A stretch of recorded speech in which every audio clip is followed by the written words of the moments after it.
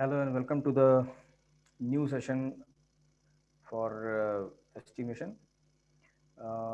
इस सेशन में हम ये देखेंगे कि जो हमारे रिइंफोर्समेंट में हम स्टिरअप्स यूज़ करते हैं, स्टिरअप्स मीन्स जो रिंग्स हम यूज़ करते हैं, बेसिक टेक्निकली इसको हम यूज़ करते हैं फॉर शियर इन्फोर्समेंट। और अगर देखें तो इसका जो सेकंड पर्पस होता है वो ये होता है कि जो हमारे मेन बार्स ऑफ रिइंफोर्समेंट हैं उनको हम किस प्रकार से होल्ड करके रखें।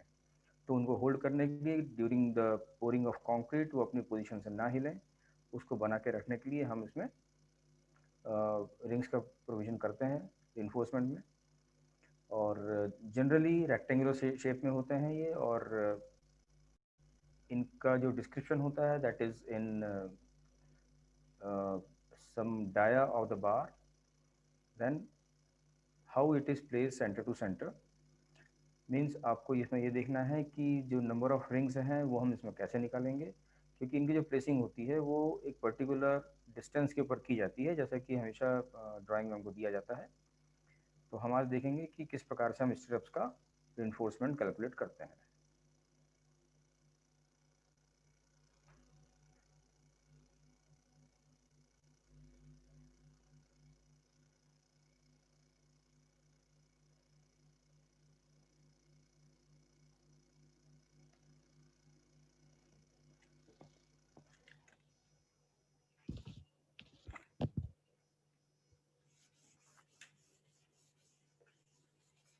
जनरली हमने देखा है कि जब भी हम मेन बार हम प्रोवाइड करते हैं तो बीम हो चाहे कॉलम हो, अगर बीम है तो बीम में हमको इस प्रकार से इसका प्रोविज़न करते हैं। ये हमारे मेन बार्स जा रहे हैं इसके, और इसके बीच में हम ये रिंग्स इस प्रकार से प्रोवाइड करते हैं।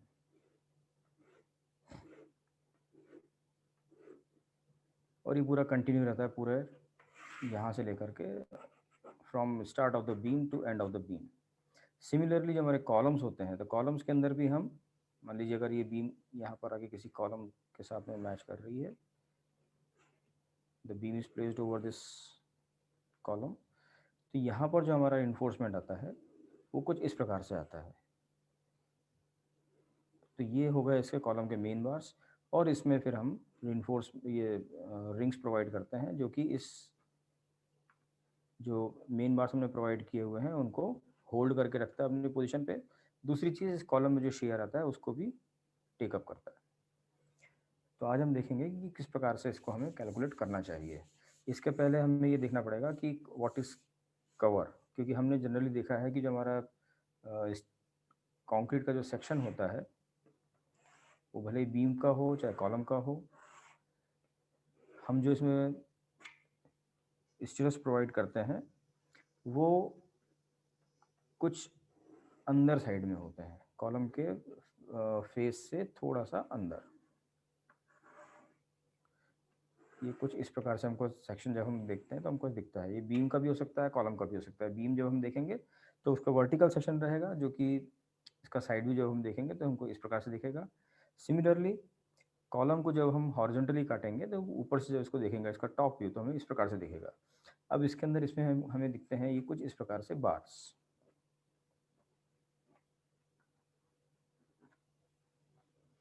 नंबर ऑफ बार्स डिपेंड करता है आपके कि डिज़ाइन के ऊपर।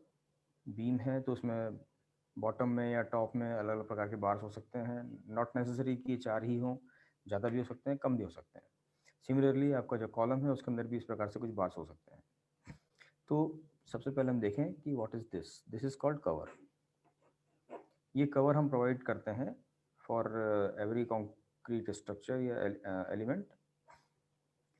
ये क्यों दिया जाता है, इसका रीज़न ये है कि this is for protection of your reinforcement steel.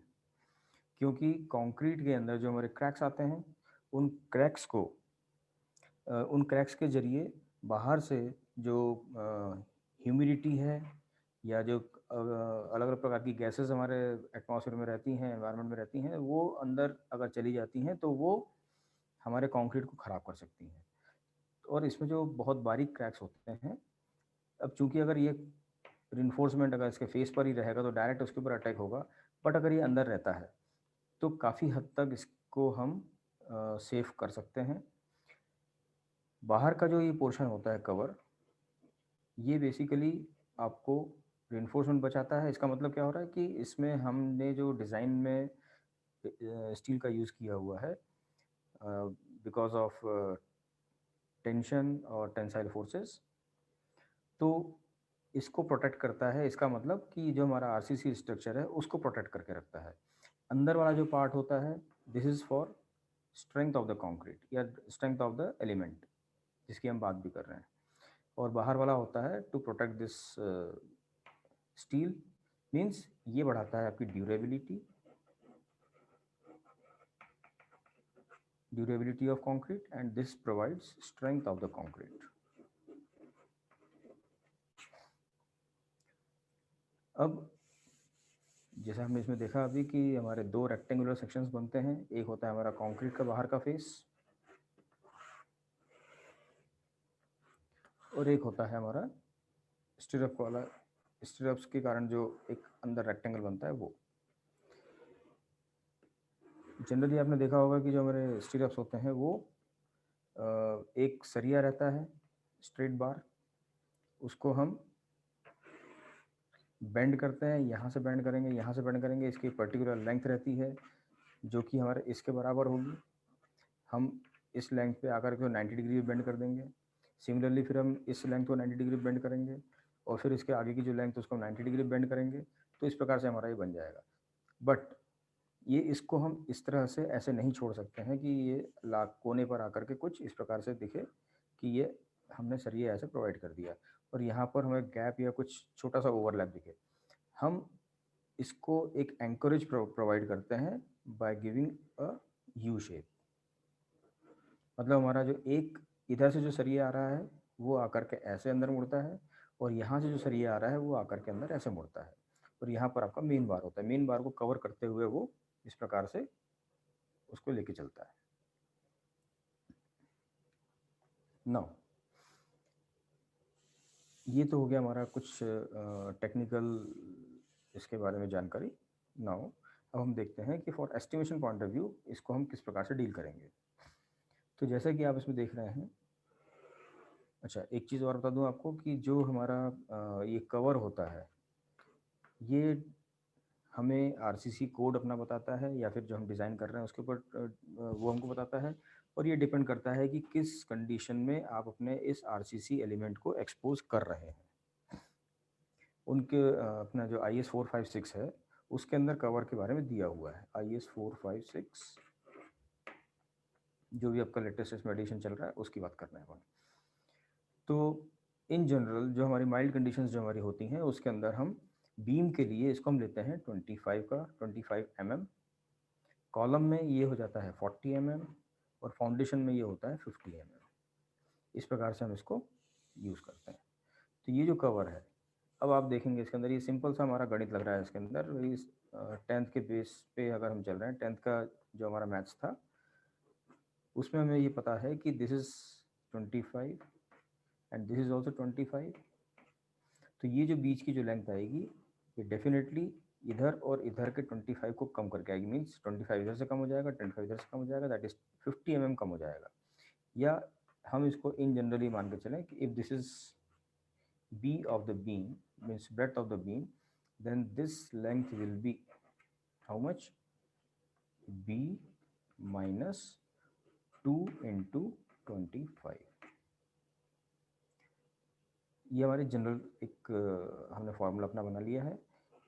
If this is D तो इसकी जो वर्टिकल लेंथ जो आपको दिख रही है this will become D minus 2 into 25, क्योंकि यहाँ पर भी 25 का कवर है और यहाँ पर भी 25 का कवर है। चलिए अब हम बात करते हैं सिर्फ और सिर्फ रिंग के बारे में, क्योंकि हमने देख लिया कि कंक्रीट के फेस से या कंक्रीट के सेक्शन से इसका हमारा क्या रिलेशन होता है। अब हम आते हैं अपने रिइंफोर्समेंट के ऊपर। तो ये हमारा कुछ रिइंफोर्समेंट का रिंग इस प्रकार से बनता है और इसमें इस प्रकार से हमारा ये यू शेप हमको एक तरफ दिखता है। ये वाला जो पार्ट है वो इस तरफ से जो रिंग जो बार आ रहा है जो एंड इसका आ रहा है वो यहाँ पर ऐसे घूमता है और यहाँ वाला ऐसे घूमता है, और इसके बीच में हमारा मेन बार चलता है।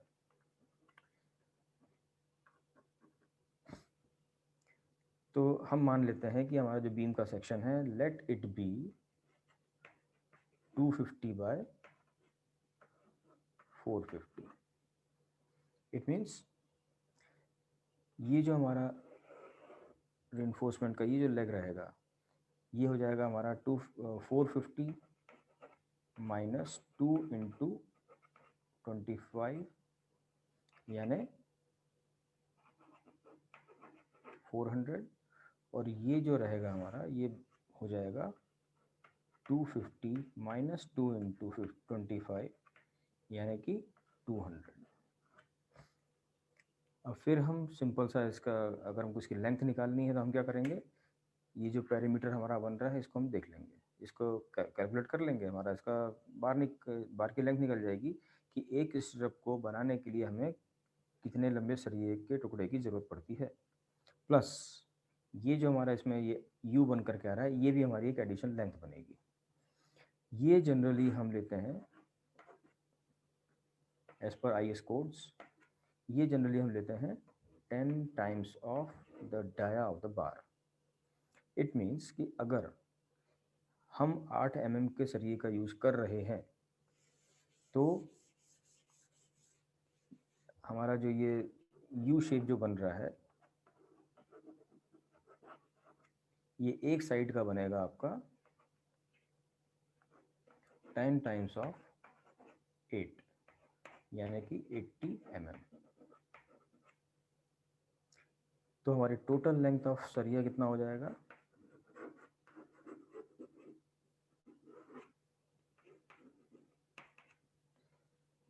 2 टाइम्स ऑफ जो हमारा रेक्टेंगल बन रहा था उसमें, this is 200, this is 400 and these are 2 hooks. तो हम 200 जोड़ दें इसके अंदर, प्लस 400 इस साइड का, प्लस एक साइड का हम ये ले लें इसके अंदर, दैट इज़ 80 mm, और इसको हम डबल कर दें तो हमारा चारों साइड और दोनों तरफ के हुक आ जाएंगे।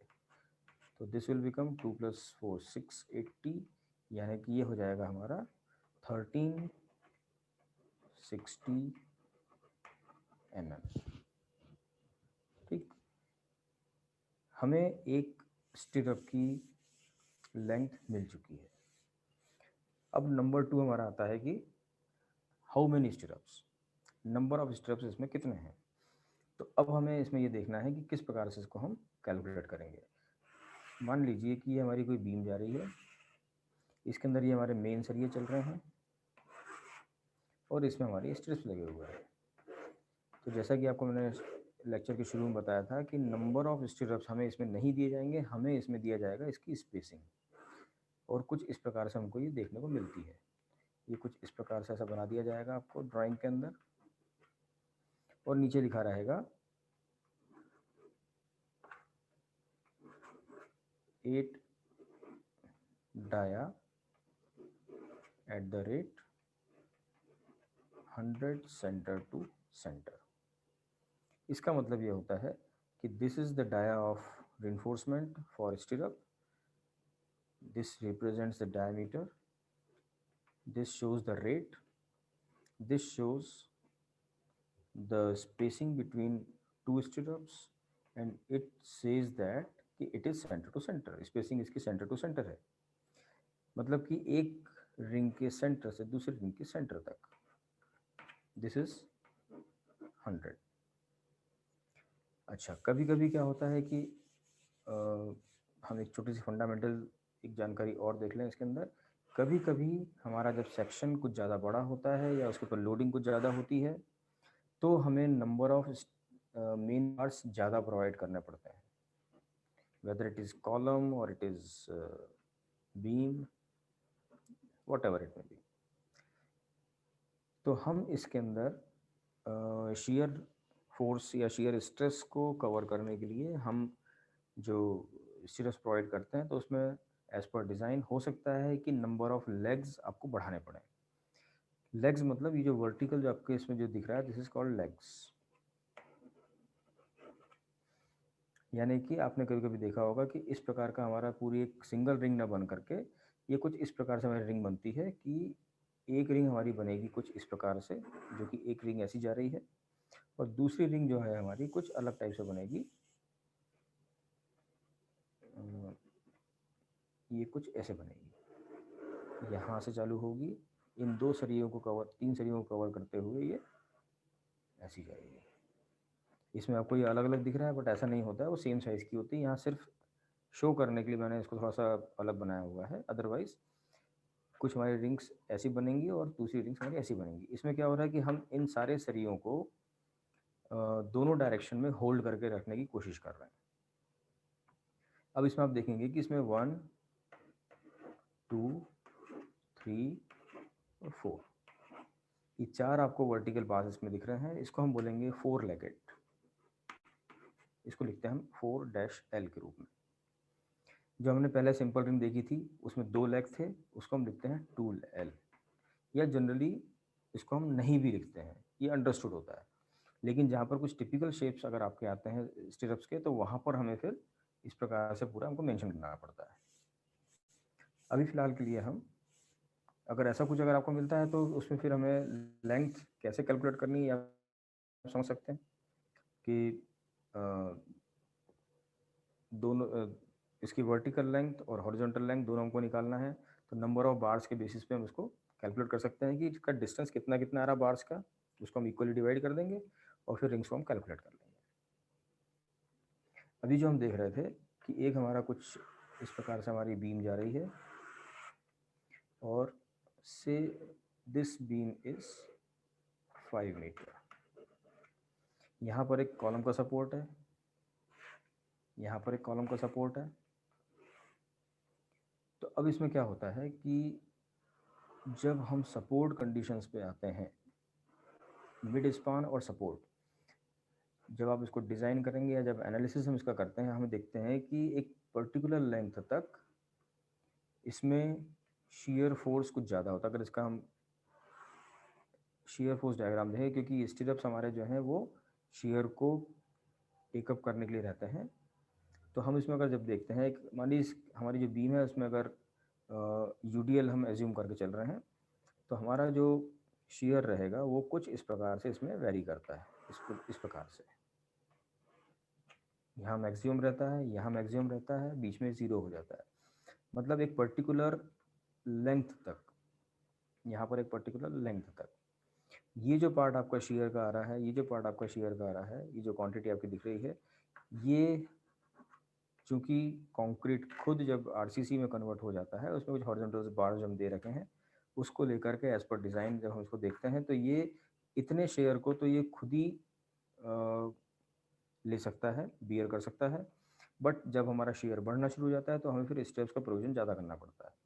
तो यहाँ पर हम इस पोर्शन में नंबर ऑफ स्टेप्स हमको ज़्यादा प्रोवाइड करने पड़ेंगे, इस पोर्शन में नंबर ऑफ स्टेप्स हमको ज़्यादा प्रोवाइड करने पड़ेंगे, और बीच वाला जो रहेगा वो नॉमिनल स्टील पे चलेगा। तो आपको डिज़ाइन में या जब आप ड्राइंग देखते हैं, तो आपको ये देखने को मिलेगा कि इस पार्ट में जो स्ट्रेस दिए हुए हैं वो काफ़ी पास-पास हैं, और इस पार्ट में मिडिल पार्ट जो आपका आ रहा है, मिड स्पान, उसके अंदर दूर है। तो इसके अंदर आपको स्टिरप्स का जो दिया जाएगा that will be may be 100, तो और मिड स्पान में आपको हो सकता है दिया जाएगा 150। तो हम इनको इस प्रकार से कैलकुलेट करेंगे। Let the span is 5 metre. ये मैं सिर्फ एक एजम्पशन लेके चल रहा हूँ, एज पर डिज़ाइन कुछ भी चेंज हो सकता है इसके अंदर। और इन्होंने ये कहा है कि शुरू के 1.5 मीटर में 1.5 मीटर, और यहाँ से 1.5 मीटर में ये मीन्स थोड़ा स्केल गड़बड़ हो रहा है इसका ना, नो प्रॉब्लम। यहाँ पर जो इतना पोर्शन है इसके अंदर ये चलेगा 100 सेंटर टू सेंटर पे, और ये चलेगा 100 centre to centre, mid span चलेगा 150 सेंटर टू सेंटर पे। अब हमें निकालना है नंबर ऑफ स्टिरप्स। तो 1.5 यानी कि 1500 mm डिवाइडेड बाय 100 यानी कि 15 सिमिलरली यहाँ भी 15, और जब हम बीच की बात कर रहे हैं कि ये हमारा बच रहा है कितना, 2 मीटर, 1.5, 3 और 2, 5। बीच का जो पोर्शन है 200 mm, 2000 mm का, उसके में 150 सेंटर टू सेंटर हमें प्रोवाइड करना है। तो ये तो हमारा हो जाएगा 15 स्टीरअप्स, यहाँ 15 स्टीरअप्स हो गए। बीच का जो आपका 2000 है उसमें हम क्या करेंगे, इसको डिवाइड करके देखते हैं कितना आता है, divided by 150, sorry 2000 divided by 150, this is 13.33। अभी 13.33 मतलब 0.33 हम स्टीरअप प्रोवाइड नहीं कर सकते हैं, तो हमें पूरा स्टीरअप प्रोवाइड करना है, दैट इज़ 14। ज़्यादा हो जाएंगे ठीक है, कम नहीं होना चाहिए। तो this is 14, this is 15, this is 15, मतलब टोटल हमारे कितने हो गए, 15 + 15 30 + 14, दैट इज़ 44 नंबर्स। तो 44 नंबर्स हमारे टोटल स्टीरअप्स हैं, प्लस एक हम शुरू का जो स्टीरअप रहता है उसको हम इसमें काउंट करते हैं। इस तरफ से अगर आप काउंटिंग शुरू कर रहे हैं तो जो 0 नंबर जिसको आप बोल रहे हैं, क्योंकि ये हमने निकाली number of spacing, not number of स्टीरअप्स। तो नंबर ऑफ स्पेसिंग में जो फर्स्ट स्टीरअप रहेगा उसको हमें इसमें एडिशनल उसको लेना पड़ेगा। तो दिस विल बिकम 44 नहीं, ये हो जाएगा आपका, मतलब इसमें अगर हम देखें तो 1 + 15, इसमें हो गए 14 एंड दिस इज 15। तो टोटल नंबर ऑफ स्टेप्स हमारे हो गए 45। अब जो हमने लेंथ निकाली थी 1360, ये हमने एक स्टेप की निकाली थी, इसमें हमने 45 से मल्टीप्लाई कर दिया, तो जो आएगा that will become total length of steel bar जो कि हमको चाहिए for cutting and bending of the stirrups. तो this is 1360 multiplied by 45 means 61200, यानी कि 61.20 मीटर। तो ये हमारा फाइनल कैलकुलेशन हो गया। नंबर ऑफ स्टीरअप से हमने स्टीरअप्स की लेंथ निकाल कर उसको नंबर ऑफ स्टेप से मल्टीप्लाई किया, टोटल हमारे पास लेंथ आ गई है। इसको हम यूनिट वेट से मल्टीप्लाई करके इसको कन्वर्ट कर देंगे केजी में, जो कि हमारी फाइनल क्वांटिटी बन जाएगी। तो यही हमारा चलता है बीम में, यही हमारा फॉलो हम करते हैं कॉलम्स में। तो बीम हो या कॉलम, प्रोसीजर हमारी यही सेम रहती है फॉर कैलकुलेशन ऑफ स्टीरअप्स। ओके,